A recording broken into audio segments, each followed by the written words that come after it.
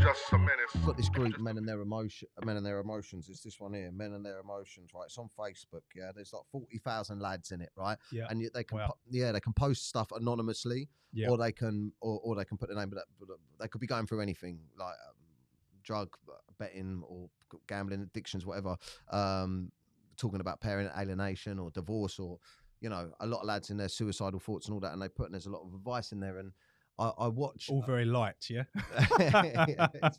Fucking hell. Deep. Yeah. It's deep, but I created it simply because my inbox from doing this work and putting it out there. And one of the reasons why I put it out there, it's very similar to Sunday night. Sunday night when I was feeling those things, I put a status on my Facebook. Exactly how I was feeling. I want to fucking drink and da-da-da-da. And I thought if I put it out there, I'm less likely to fucking lie. Accountability. I put it there, and then I got all the positivity, love, all the attention that I needed at the time because I felt fucking insecure. But I got all the positivity, and I looked at it and I was like, and it's very much that's what the group is for lads to be able to put something out there and get something back. And a lot of the fucking so much of the stuff in there is men that are suicidal because they've lost their families, or they can't see their kids, or they're not allowed to see their kids, and it was all I kept seeing was kids, and it really became, and this is something I was going to chat to you about, but because we're in a similar situation, 2 daughters, yours are older, but my behaviour was really affecting my family life. Going out and drinking, coming back being aggy and fucking rude, and just not wanting to deal with anything because I was on a come down or hungover, and and it was affecting my home life, right? And my view on it, my motivation was very much what they're going to look back on, when they're sick. And I always used to think when they're 16, 17, 18, what they're going to look back on who their father was. Out at the fucked at the weekends, hungover, didn't want to do anything to them. And also, what are they going to get used to? Drunk men, men that drink. And actually, it's all because my attitude always was before, mate, there's nothing wrong with doing drink and a bit of drugs. Do you know what I mean? There's nothing wrong with that. It's fine. And when my wife essentially was just asking me to be present, it was like, fucking stop giving me ag, classic. And this is what men are going through right now. And then it's too late by the time they realise the family's already gone. Yeah.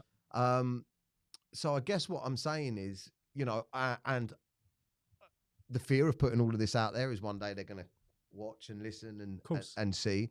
But I'm very much in the mindset that I want to be able to say it doesn't matter what you do wrong in life. I mean, I know there's consequences and it does matter, and I think maybe I got that from you as well, is that as long as you can learn from your mistakes and you can stop, like I've stopped, and try and learn why you do things and repair, then that's the way. And did you have that same motivation? Was your thought process the same? Did you was that at the forefront for you as well in your sobriety? Yeah, I think so. I mean, from early doors, I remember actually. Yeah, this feels like it's the right answer. And ultimately, we're talking about taking responsibility. Which say that to anyone, it's like, fuck off. You know what I mean? It's something your mum would say, or your dad would say. You know what I mean? Like, grow up and all this kind of jazz. But yeah, you reach certain stages and where you tune into that frequency, and you think, actually, yeah, they were right. You know what I mean? Especially now, my girls sometimes say what I said when I was their age, listening to, we're not reinventing the wheel here. Yeah. But I remember I was in rehab and I wrote a letter to my mum, and it's very apologetic again. Listen, I'm so sorry, I've fucking done it again, and you might have a few people knock on the door because I owe a little bit of money to whoever, and so, but I'm in rehab now, I'm going to sort myself out, all that kind of jazz. And she wrote back, very simply, actions speak louder than words. I was like, fuck.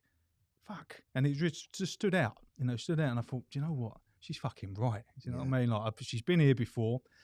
I've been here before. How many times are we going to be here again? Take responsibility. Menace is sobriety. Just a menace. Just a menace. Just a menace. Menace is sobriety. Just a menace. Just